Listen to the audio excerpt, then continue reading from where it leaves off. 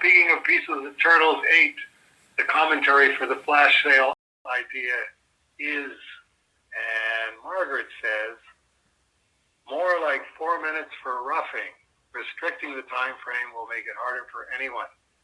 The time frame might be when someone who listens to all of, quote, please hold, unquote, is asleep, at work, at a Bruins game, or just doing anything that means they aren't in front of their computer at that arbitrary time frame.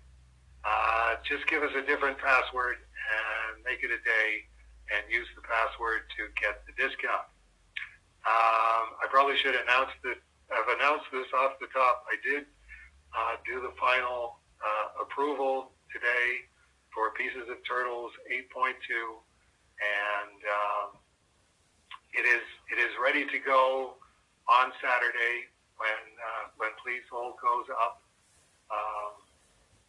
as planned on the Saturday. And this time there's going to be 3 buttons.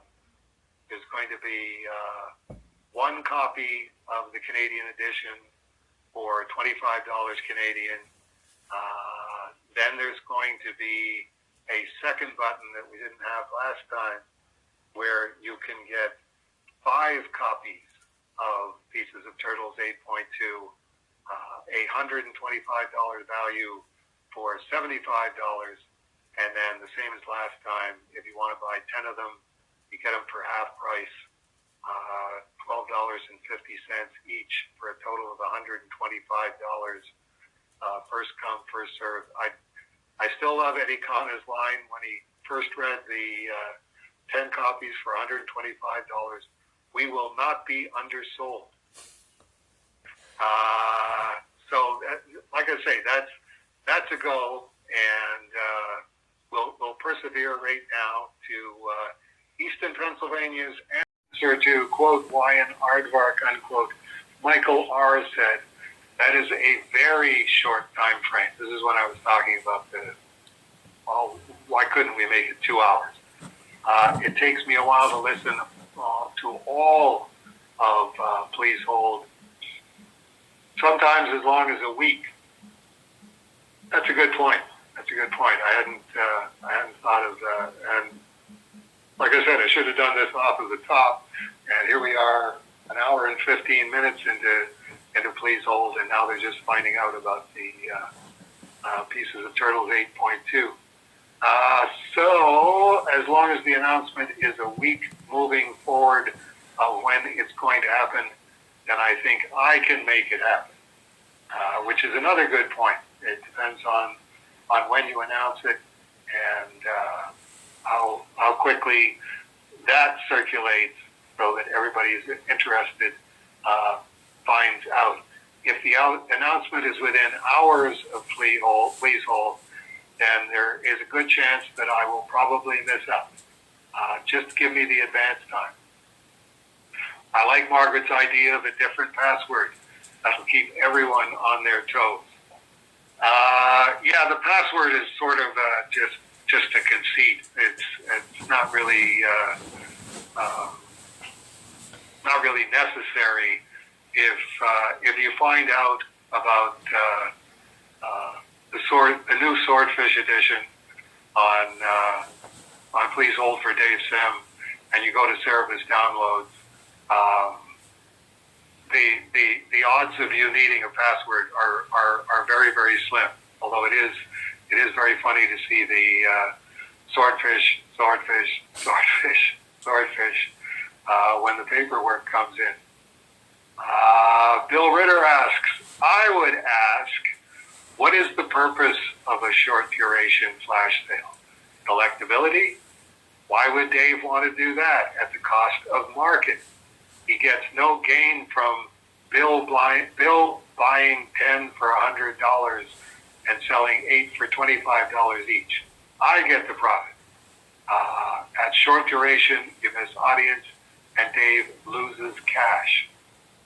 1 week worked okay. Asking again, why make a change? That's a good point as well. One of the aspects of that I'm still dealing with mentally is Is this a please hold thing, which is sort of how it started. I'll just announce it here.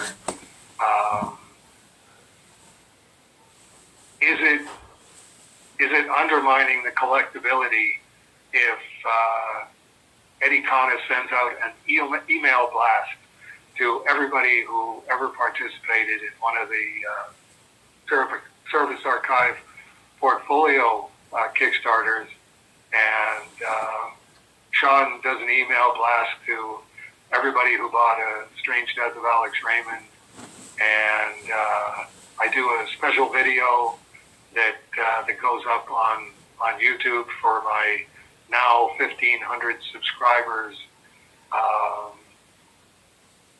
Theoretically, that would bring in more money, but then you go, well, okay, but then you're definitely pushing the boundaries of how much you can charge for a comic book already. And if you start getting into, okay, now having sold 300 of this, let's see if I can sell 800 of this next time, then you are sort of wounding the collectability. But yeah, I can definitely see what Bill is saying, and I would tend to agree that a short duration flash sale of a couple of hours is too far over in the other direction. And Margaret commented after Bill with, Margaret must not have been at a Bruins game. She commented again, 2 hours is too short. I will probably be unable to access it due to either being at work, driving to a Bruins game, at a Bruins game, etc. You can tell that it's playoff time. I need to be at home and awake during this time frame. Plus, if it is a time for people in the Western Hemisphere, that just put fans in other areas of the world at a disadvantage. Please don't do a shortened time frame sale. Maybe we could find some way to get it up on the Jumbotron at whatever the arena is called where the Bruins are playing, and see if we can drum up some business that way. She's currently in Washington, D.C. for work. Margaret's in Washington, D.C. for work, is she? Yeah. I'm friends with her on Facebook, and she's been posting photos from the work trip, and I'm like, and I commented going, this is all a cover for your plan to heist old comics from the Library of Congress, isn't it? And she's like, shh, don't say anything. So she posted a picture this morning of the conference she's at some hotel, and I'm like, ooh, heist time, and she's like, shh. Really? Yeah. Really? So yeah, I don't think the Bruins are playing Washington, are they? So it's like she must be going into withdrawal. She was just at a game, I think, on Tuesday. Okay. She's a season. I think she's a season ticket holder. Oh yes. There's no question about that. You would have to pry her Bruins season tickets out of her cold dead hands when it came to that. Anonymous said, regarding the 2-hour window, I see it like this. First, don't announce when the 2-hour window will be and make everyone who wants it refresh every hour until they find it up. Wow, you got lucky and could buy some. Annoy the crap out of your few customers. Second, announce start time in advance. Everyone who really wants it will be there, except for the handful who will not be able to be there. And so you're annoying the crap out of the few who can't get it at that time, but also annoying the crap out of many more who know it's a totally unnecessary buying restriction. If you want to make it shorter, do days, not hours. That would make sense. Hours is just a dumb way to restrict the several dozen buyers to a few less, and in a way that is likely annoying to most of the several dozen. And then Dion Turner, g'day mate, from Australia said, I'm okay with the short time frame window so long as there would be a good notice period. a few days, a week. That way, if it's a clash with work, I can line up a proxy. I half suspect it to be in the middle of the night my time. I still remember the High Society Regency Edition 2 a.m. login. No complaints. I got the book I wanted. Whereupon Glenn chimes in, the 2-hour window will be 3 a.m. to 5 a.m. on a Tuesday. Have your visa ready. Michael Hunt, no, just no. I want to buy a thing and support an artist in their work. I'm already paying too much for a short zine in order to do just that. But I would prefer that the artist not spend his valuable time thinking up ways to keep me from doing just that. Signed, Michael Hunt. And that's the comments from a moment of service. Then, Easton, Pennsylvania's sexiest man alive, Michael R. And we have an asterisk there. They really need to survey somebody other than Grace for this one. No, I think we can take Grace R's word for just about anything. She strikes me as a very, very honest person. So Michael R. is officially now Easton, Pennsylvania's sexiest man alive. Hi, Matt. My thoughts to Dave on the Canadian version of Pieces of Turtle 8. I know everyone will get mad at me. Well, that's the 2022 way to be for everybody. But I'm fine with having a 2-hour window, providing you let everyone know ahead of time it will be on this date, at this time, to go wherever Cerebus downloads, or how many copies you want. If you want to make this special for the people who listen to Please Hold, if not, then you can just put Pieces of Turtles 8 on Kickstarter and make more people happier with a longer window to pledge. Bottom line for me is just finding out about it. It really doesn't matter how long you want to make it. I'm fine with the majority. Michael R. P.S. Why not have the Canadian and the U.S. version sold together on Kickstarter?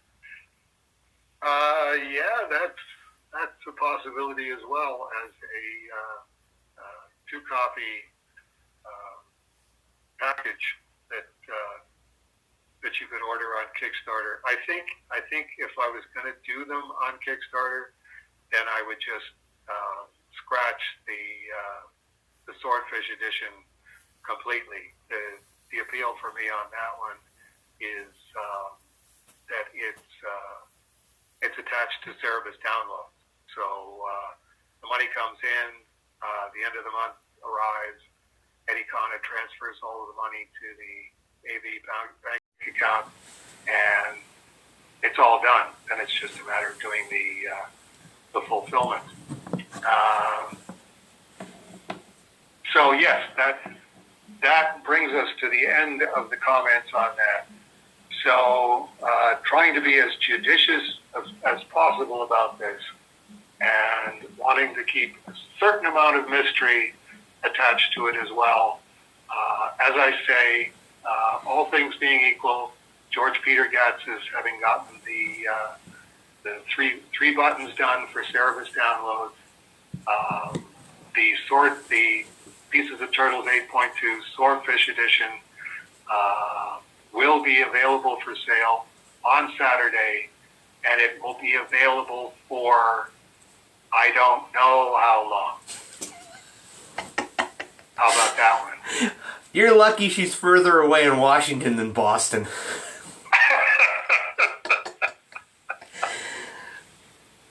I'm just saying, it's not going to be 2 hours, and it's not going to be 30 days.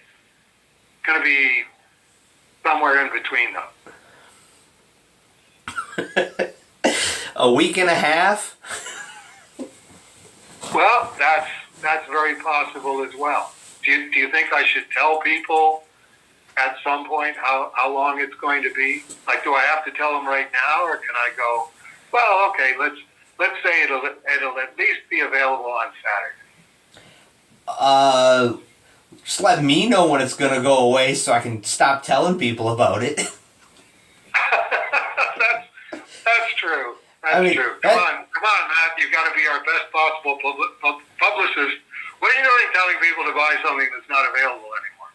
Well, I do have a track record of making a rigmarole that I put on every post and forgetting to update it, so all of a sudden I'm telling people to buy a copy of Service in Hell that's the final order cutoff was last week.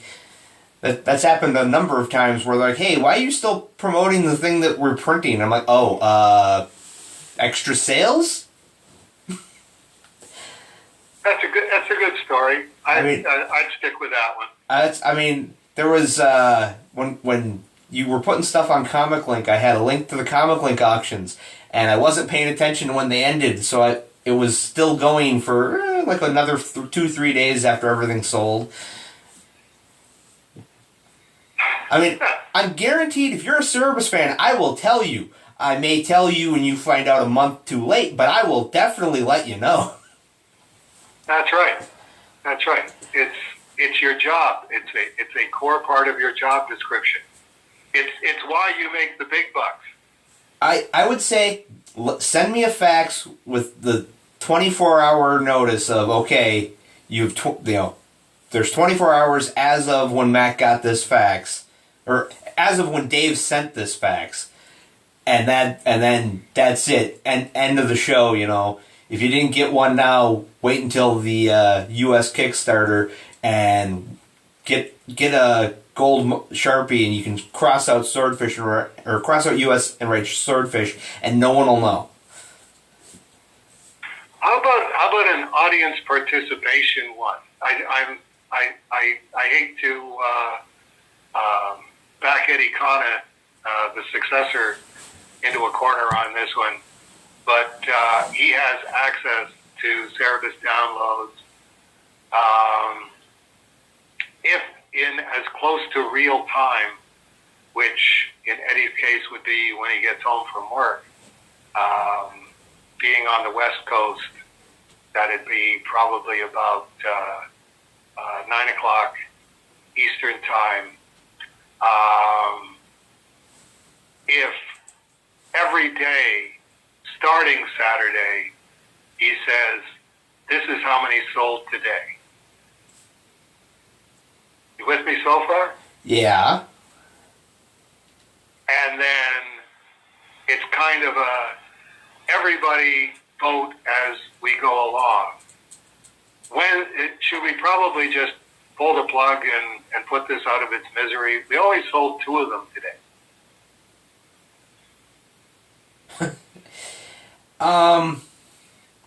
I guess the question is, how fast did the first one sell? I mean, it was available for a week. How many sales, what was the bell curve on this of, at a certain point, it's the last day and people are either scrambling to get it, or was it the first day everybody bought it and then it was, onesies and twosies for a week? That I don't know. Well, and that would be some Eddie would. I can send Eddie an email tonight going, hey Eddie, how fast did this sell out? Do you think he would still have that information or have access to that information? I'm sure he's still got access to it. If it goes through the Aardvark Vanheim PayPal account, he should have access to that for eternity, because it's the internet. Right. Nothing goes away. Right. Or, to really mess with everybody, it's on sale until we hit 2,000 copies, and then it's gone forever. That could take an entire generation to get up to 2,000 copies. Or everybody could panic and they could sell out by Sunday. It's kind of a coin toss. Ooh, yeah. I got it, because it's 2022, and we didn't do the February 22nd, 2022 Batvark number 2 idea I had, because the idea got real complicated, and I'm like, I think we're going to forget about this one. Every day at 2 in the afternoon, you flip a coin, and if it comes up heads, we keep selling them. That's the theory. Or we could have a vote. We could be completely democratic about it, and everybody votes every day on whether to euthanize the 8.2 Swordfish Edition or keep going. And you have to keep voting if you want it to keep going. And if you don't vote, and the anti 8.2 continuity faction chimes in, then I'm sorry. And you know how the votes go on a moment's notice. It's like, 4-2 or 6-1 or whatever it is, because just like in the real world, people tend not to vote. The people who mean to vote and never get around to it, well, okay, now you just lost your chance for an 8.2 Swordfish because you let the anti-Swordfish faction take over the political process. I suspect there will be more copies of 8.2 than 8.1, only because now I know the email addresses of the big-time Turtle fans, and I can say, hey, 8.2 is going live, and they'll tell all the Turtle fans. And so 8.1 will become even more valuable for the people that want, the crazy collectors that need to have both copies, Canadian and U.S., will be, well, there were only, 125 Canadian? Yes. I see where you're going with that.